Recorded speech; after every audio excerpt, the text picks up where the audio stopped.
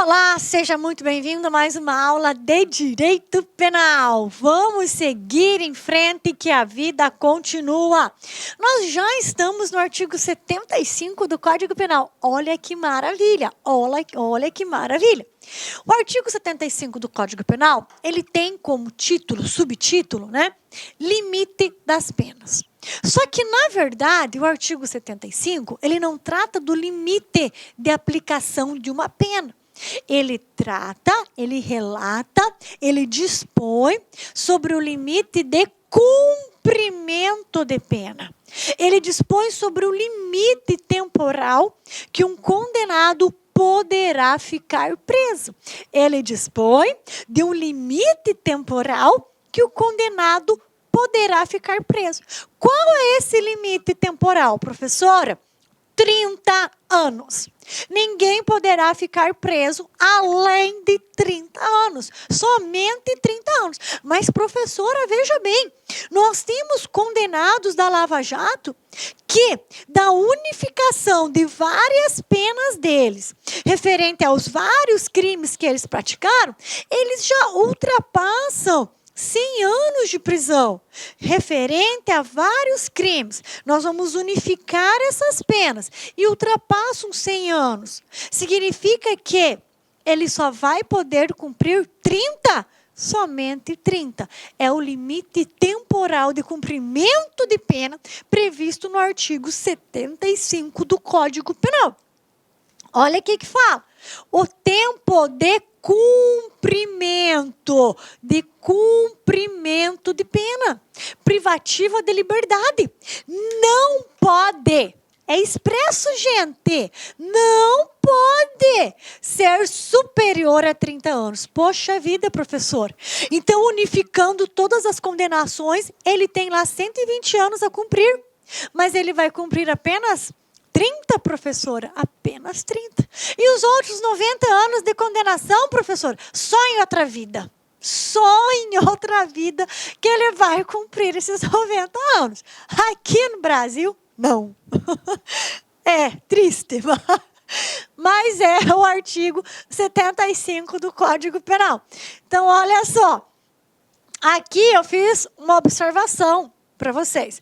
Tempo de cumprimento diferente de quantidade de pena imposta, belezinha? Então, peraí. O juiz pode fixar lá uma pena de 35 anos. Pode! De acordo com as circunstâncias, com as agravantes, com as causas de aumento? Pode! Mas desses 35, ele só vai cumprir 30, os outros 5 só em outra vida. Ok? Muito bem. Parágrafo 1º. Quando o agente for condenado a penas privativas de liberdade, cuja soma seja superior a 30 anos, que é o caso aí de N condenados da Lava Jato, devem elas ser unificadas para atender o limite máximo deste artigo. Olha o que este parágrafo 1º fala para nós. Olha só, quando o agente for condenado a penas privativas de liberdade, cuja soma de todas as penas for superior a 30 anos, elas devem ser o quê? Unificadas. Então, imagine que o agente praticou crime 1, crime 2, crime 3. Crime 1, pena de 20 anos. Crime 2, pena de 10 anos. Crime 3, pena de 25 anos. A lei, o Estado não pode executar distinta e separadamente uma da outra, ignorando-as. Ou seja, o Estado não pode executar primeiro a de 20 anos, depois executa a de 10, depois a de 25. Não pode. O que o parágrafo 1º fala? Quando as condenações forem superiores a 30 anos, elas devem ser o quê? Unificadas para respeitar o limite máximo de cumprimento de pena desse artigo. O que fala? Temos que fazer 20 mais 10 mais 25, né? 40, não? Ô, professora, 55 anos. Desses 55 anos, que é a soma total das condenações, quanto tempo ele vai cumprir? Quanto tempo ele vai ficar preso? 30 anos. Apenas 30. 25, escoa, água abaixo. Certo? Então, olha aqui, ó. Exemplo, pena de 25 anos pelo artigo 121, mais uma pena de 9 anos pelo artigo 129, né? Dá um total de 34 anos. Eu tenho que unificar essas penas, né? Ele só vai cumprir 30, só cumprirá 30 anos. Parágrafo 2º. Sobrevindo condenação por um fato posterior ao início do cumprimento da pena, far-se-á nova unificação, desprezando o tempo de pena já cumprido, ok? Então, ó, imagine que a gente recebeu uma pena de 25 anos pela prática de um homicídio em 2016. Então, em 2016, ele recebeu uma pena de 25 anos pela prática de um homicídio, mais uma pena de 4 anos pelo artigo 129.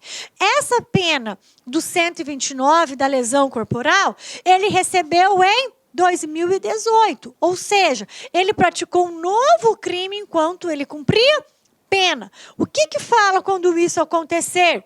Nós vamos desprezar o tempo de pena já cumprido na condenação anterior, ou seja, 25 menos 2 anos, que em 2018, quando ele recebeu a nova pena, ele já tinha cumprido 2 anos. Então, são 23 anos. Mais a nova pena de 4 anos.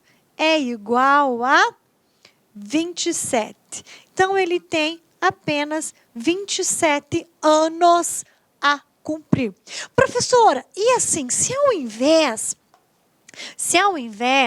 né, dele receber aqui 4 anos, ele recebesse 14 anos. E aí? Beleza. Eu desprezo o tempo que ele já cumpriu até o recebimento da nova pena. 23. 23 mais 14. 4 e 3, 7. O 2 e 1, 3. Dá um total de 37. Eu vou desprezar 7. Ele vai cumprir apenas 30 anos. Belezinha? É isso aí, galerinha, que manda o nosso artigo 75 do Código Penal. Limite temporal do cumprimento de pena. Muito bem. Olha só, pergunta-se. Por qual razão? Qual é a razão do Código impor esse limite temporal de cumprimento de pena? A razão é constitucional. Ou seja, nós temos na Constituição Federal a previsão o quê? De não prisão de caráter perpétuo. A previsão de não prisão de caráter perpétuo. E aí você, quando a gente unifica condenações, né, várias condenações, dando um total aí de 120 anos a cumprir, isso é uma prisão de caráter perpétuo. E o Código Penal não pode ir contra a Constituição Federal. Então, há esse limite de cumprimento de pena por uma vedação constitucional, a pena de caráter perpétuo. Então, falou, olha, 30 anos, ele pode ficar preso e ainda sair. 60, 70, 50 anos, aí já é mais complexo, ok? Muito bem. Então, olha só, agora vem a pergunta lógica, né? Tudo bem, levando em consideração que o limite temporal de cumprimento de pena é de 30 anos, o que justifica sentenças condenatórias de 200 anos de prisão, né? Por exemplo, várias mortes. Lá nós temos, por exemplo, o Coronel Ubiratã, do massacre do Carandiru, que foi condenado a 600 anos de prisão. Para que isso, então, professora? Por que os juízes já não são mais práticos?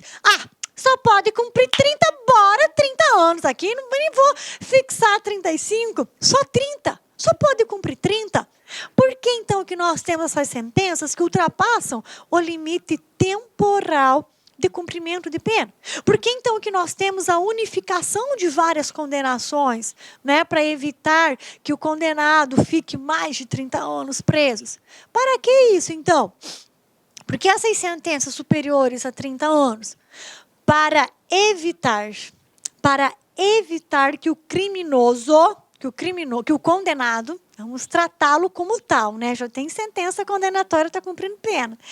Para evitar que o condenado receba os benefícios da execução penal. Que benefícios são esses, professora? Livramento condicional. Progressão de regime. Livramento condicional é progressão de regime. Ou seja, um agente aí com uma pena, né, de 40 anos, ele vai ter que passar muito tempo preso para conseguir um benefício, né, de livramento condicional ou mesmo de progressão de regime. Então, é esse o objetivo de uma sentença de 40 anos, 38 anos. Evitar ao máximo que ele consiga de imediato, tá, os benefícios da lei de execução penal, como progressão de regime e livramento condicional. Ou seja, procura-se fazer com que o condenado passe mais tempo possível no regime fechado, para daí, então, alcançar a benesse da progressão de regime de cumprimento de pena. É esse o objetivo, ok? Né? Agora, nessas condenações, né, na unificação de sentenças que ultrapassam, né, 80 anos, 70 anos, o que nós temos, levando em consideração a expectativa de vida do brasileiro? Né? Se uma pessoa hoje, com 40 anos, né, ela recebe uma condenação de 100 anos, é lógico, né, que ela vai ficar eterna, perpetuamente presa. Então, a lei ela colocou o limite de 30 anos. Mas a lei fala o seguinte: olha, podemos repensar, o STF, ele quer repensar o limite temporal de cumprimento de pena para fins dos benefícios da execução penal. O STF, ele quer repensar, ele está repensando, ok, em levar em consideração o limite temporal de 30 anos para fins de aplicar o benefício da progressão de regime de cumprimento de pena.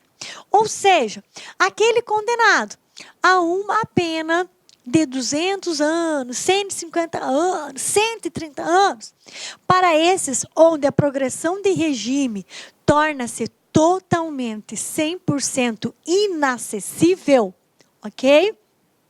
O STF está pensando, né, está discutindo, está conjecturando a possibilidade de quando tivermos penas como essas, 600 anos, 200, 300 anos, né, o STF excepcionalmente levar em consideração para fins de alcançar o benefício da progressão de regime, não a condenação em si, não o quantum da condenação, tá? Mas o limite temporal de cumprimento de pena. Então, por exemplo, pensa-se na hipótese do coronel Ubiratã, no caso aqui, por exemplo, não cumprir 100 anos de prisão para progredir de regime. Porque isso é impossível. É impossível. Ele não vai haver progressão de regime de cumprimento de pena. Ele vai ficar somente no regime fechado. Para essas situações excepcionais, o STF fala, olha, para fins de progressão de regime, nós podemos considerar o quê? O limite temporal de cumprimento de pena. Para a progressão de regime, não consideramos 600 anos e nem 200 anos. Vamos considerar 30 anos. mas ainda não está nada decidido, são só apenas, né, suposições, pensamentos, situações a serem estudadas e analisadas, mas que já foram, sim, levantadas e pensadas. Ok? Esse é o nosso artigo 75 do Código Penal.